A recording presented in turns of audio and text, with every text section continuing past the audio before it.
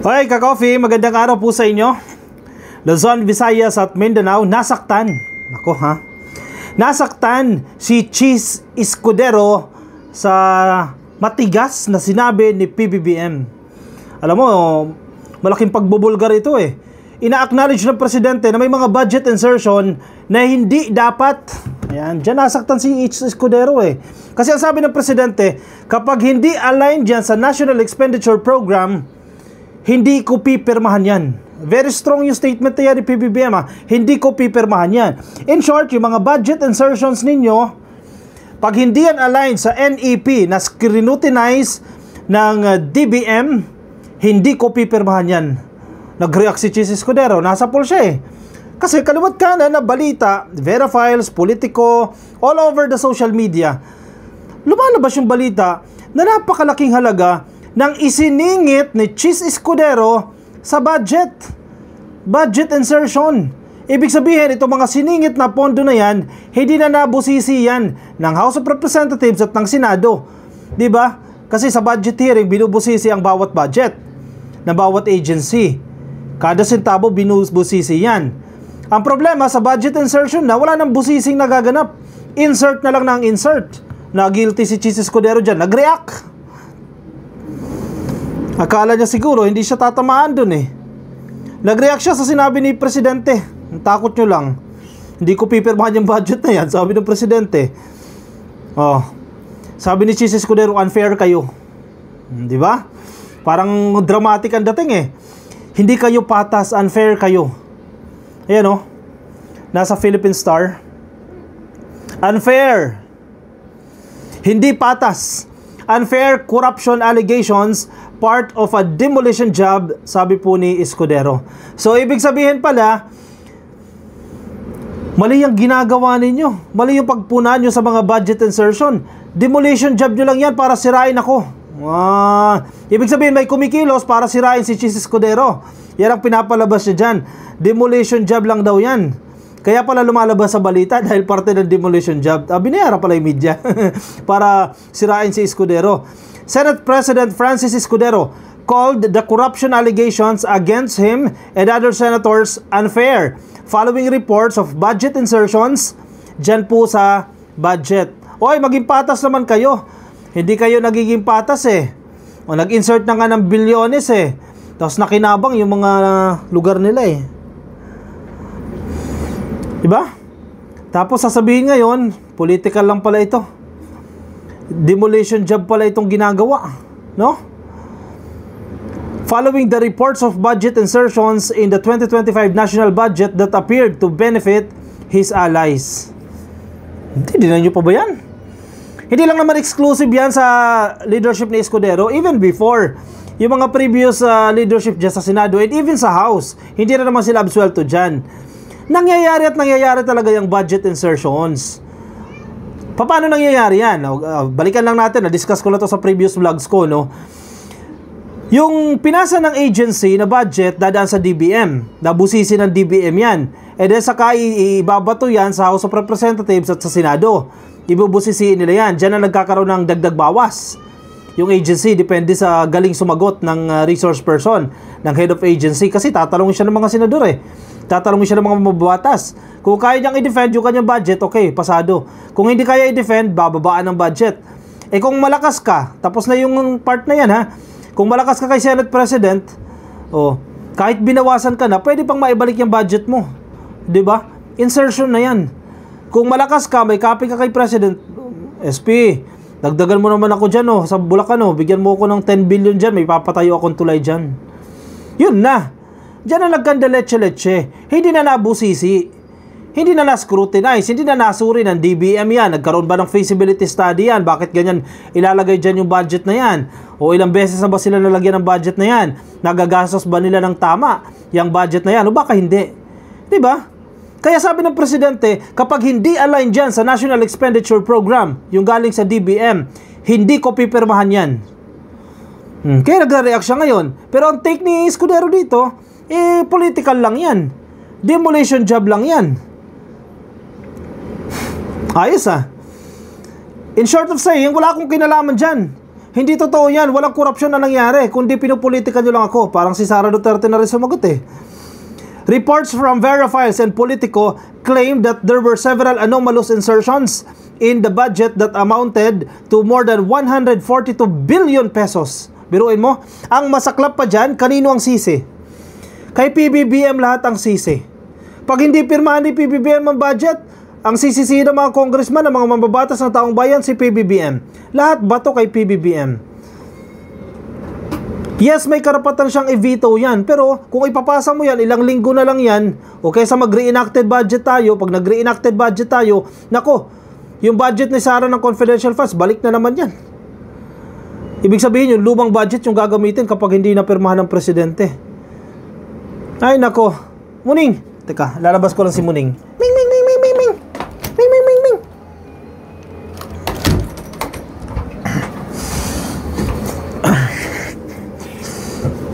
Makikita ng isip ng tao eh.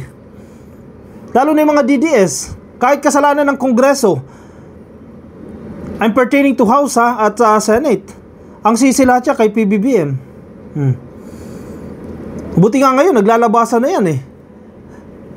May naglakas ng loob, magsalita, lumabas sa mga report na si Chis Escudero nag-insert ng ganyang kalaking halaga. At least, nabawasan ang sisi kay PBBM, napasa dyan sa mga nag-insert ng budget. In a press briefing on Tuesday, June 29, Escudero criticized these allegations and the news reports, saying that they were anonymous. Anonymous daw yung mga balita na yan. Wala kasing pangalan kung sinong writer. Anonymous pala ang Verifiles. Anonymous ang politiko. Pwede mo sampahan ng mga kaso yan kung sinisiraan ka talaga eh. Paano naging anonymous yun? Hindi anonymous yun. May taong nasa likod ng mga organization na yan. Verifiles, registered yan. Politiko, mainstream media yan. May taong nasa likod yan. Mabilis siya makakalkal yan. Lalo pa si Chis, si Senate President siya. Hindi yan anonymous. Pero sabi ni Chis Escudero, these news reports were anonymous. Wow. Who I am answering to? Escudero said in Filipino. Taong bayan! Madali lang yun. Taong bayan ang sagutin mo. Dahil utang nyo yan sa taong bayan. Tapos sabihin anonymous. Hindi ko alam kung kanino ko sasagutin. Anonymous eh. Hindi anonymous. Assumption mo lang yan, sir. When asked about the insertion, Escudero did not even allow the reporter to finish the question before he gave a resounding no. Biruin mo ha. Hindi na pinatapos yung reporter ha. Sumagot agad, no. He also denied inserting about 9 billion pesos in the budget for his bailiwick of Sorsogon. Escudero remarked that this was the first time that he had received such an accusation of corruption. Amending the budget is not the same as inserting funds, he said. Oh, perfect. Walang kasalanan si Chis Escudero dyan. Perfect. Walang anomalya dyan sa budget. Walang budget insertion. Si Verifiles nagsisinungaling. Si Politico nagsisinungaling. Yung mga dokumentong lumalabas na may mga budget insertions, nagsisinungaling. Walang budget insertions. Yan daw po ipamumulitika lang. Yan ay parte ng demolition job. He also defended Senate Majority Leader Joel Villanueva, saying that he was especially targeted since he was Escudero's choice for Majority Leader. The reports point to Villanueva as a possible beneficiary of the alleged insertion. Okay, si Joel Villanueva pala ay wala rin kasalanan dyan. Pinupunteriya lang. Political lang na naman ito. Kasi daw baka i-appoint ni Escudero na Majority Leader, kaya pinupolitika. Nako po, walang kasalanan sila lahat dyan. That is an unfair accusation and an unfair insinuation to make, sabi ni Escudero. Reallocating funding to certain areas does not mean that only politicians from the locality will benefit, he reasoned. Yun naman pala. Nag-reallocate kayo. Nagbawas-bawas kayo ng pondo. Okay lang naman yan, kasi legal naman yan. Ang problema nga, paano kung ni-reallocate ninyong pondo, hindi na alinsunod o hindi na align doon sa National Expenditure Program na nasuri at nabusisi ng DBM. During the BICAM, hindi na alam ng tao na nagkaroon na ng edit dyan, dagdag bawas dyan. Diba? Yun ang mali doon. Yes, sinasabi niya, legal yung naging proseso. Pag-reallocate ng budget, pagdadagdag ng budget, dagdag bawas dito, dagdag doon, bawas doon, dagdag dito. Okay, legal yan. Pero sana, Ginawa nyo yan during budget hearing sa House of Representatives at sa Senado para alam ng taong bayan kasi naka-telecast yan, naka-broadcast yan, live yan, napapanood ng taong bayan yan, iyong BICAM. Nakikita ba natin yan? Magugulat natin, andyan na yung BICAM report. Nadagdagan na, nabawasan na, wala nang alam yung taong bayan. Ang masaklap, sisi na naman kay PBBM yan. Sapul na sapul si Chis Escudero yan, tapos nag-defend pa.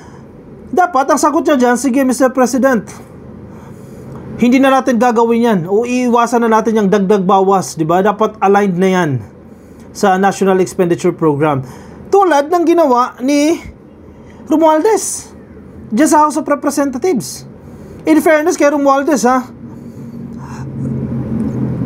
very cooperative ito sa presidente, sa leadership ni PBBM. Anong gawin? Anong gagawin ni Romualdez dyan? I-open natin yung BICAM. At least napapanood ng taong bayan. Ipalabas natin sa TV yan. May Congress TV ipalabas. O kaya sa PTV4 or IBC13. Ipalabas yan. Yung mga BICAM sessions. Para alam natin kung sino yung mga nagdadagdag, sino yung hindi nagbabawas. May transparency. Diba? Kasi kailan ka ba nakakita ng BICAM na open sa public? Diba? Wala kang makita. Si Escudero ito, nabasa ko ito kanina ito, sorry, si Romualdez, ha, agad-agad, ha, pagkatapos ng sona ng presidente, sabi niya, yes boss, magkakaroon ng budget reforms agad, baguhin natin yung polisiya natin para maging transparent tayo. Ganyan dapat. Speaker Romualdez unveils landmark budget reforms, opens BICAM, launches infrastructure review. Action agad. Buksan natin yung bicameral conference sa publiko para maging parte sila ng pag-scrutinize sa mga budget at makikita rin nila kung nagbawas yan.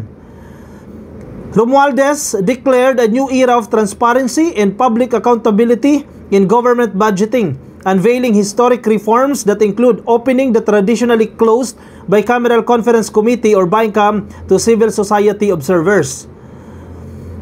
Yung dating closed door, ngayon bubuksan na natin. Yung civil society groups, pwede na kayo mag-participate. Audience, mag-observe. Makita ninyo kung anong nangyayari. Sabi niya, we will seek to open the bicameral budget conference to civil society observers, a historic first, because transparency is not just a value, it is a weapon against corruption. This reform will not only earn public trust, but will also strengthen inclusive and participatory governance, sabi ni Romualdez. Correct. Tumpak. Kesa maging defensive ka, tulad ng ginagawa ni Cheese na sobrang defensive, mag-budget reform kayo dyan. Baguhin ninyo. O mag-concur kayo doon sa gagawin ng Kongreso, ng House of Representatives. Diba? Hindi puro defense. Hindi puro tanggol sa sarili ninyo. Walang pag-amin eh. Mahiya naman kayo kay PBBM. Si PBBM may pag-amin. Si Chis Escudero parang takot na takot umamin eh. Yes, na mga nangyayari yan. Yes, nag-i-exist yan. Na nagiging prone to corruption yan. Hindi ba natin sinasabi na kinukorrupt yung pera, pero nagiging you enable the corruption. Diba? Umako ka muna sa pagkakamali, sa pagkukulang. Hindi yung political na naman. Sabihin naman, demolition job yan. Sinisiraan ako kasi ayaw na ayaw nila na maging Senate President ako. O dinamay si Joel Villanueva kasi baka maging majority leader, etc. Puro justification, puro defense. Isipin ninyo, ano yung pagkukulang ninyo sa sarili ninyo? Baka kinakailangan magkaroon ng reforma. Tingnan mo yung House of Representatives. Na-realize agad nila, sige, baguhin natin yung policy natin. Buksan natin sa publiko yan. Kasi yung BICAM conference, dyan nangyayari yung dagdag bawas. Ito pa masaklap ha. May mga congressman, senador na miyembro ng BICAM. Pipirma sila. Ibig sabihin, ino-authorize nila yung mga changes dun sa budget. Tapos, kapag nabulilyaso, sasabihin nila, hindi ko alam yan. Amy Marcos, Exhibit A. Nangyari yan. Dinideny nila na hindi namin alam yung nangyari. Nung unang pumutok yung problema na yan sa budget. Dinideny nila, hindi namin alam yan. Tapos, lalabas yung BICAM report, andun siya, signatory siya, pumirma siya. Diba? Sinungaling. Nagdi-deny na wala siyang alam dyan kasi nabulilyaso na eh. Kaya maganda itong move na yan, i-open yung BICAM na yan sa TV. Ilabas siya sa TV, sa social media. ibuksan sa publiko para yung mga nagdi-deny na senador, pagkat nabubulilyaso, huli kayo, yan, may ebidensya, pumirma kayo mismo dyan sa report, hindi yung nagdi-deny kayo. Mga DDS senators, yan pala deny yan Nung scrutinize yung budget, nag-deny sila, wala daw silang alam dyan. Nung nilabas yung BICAM report, andun, sa pool. Yung mga pirma nila, nandun doon. Sa gilid ng dokumento, countersign, di ba? Huli kayo dyan. Kaya dapat buksan na yan. Good move yan sa House of Representatives. Huwag masyadong defensive, cheese. O siya, sige, ka-coffee.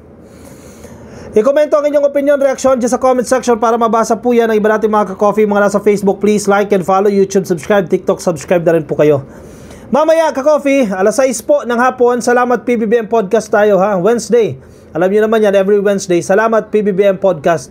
Alas 6 po ng hapon. Saan mapapanood yan? Sa Facebook po. Check nyo lang po, search nyo Salamat PBBM. Yan, andyan po yung Facebook page namin, Salamat PBBM.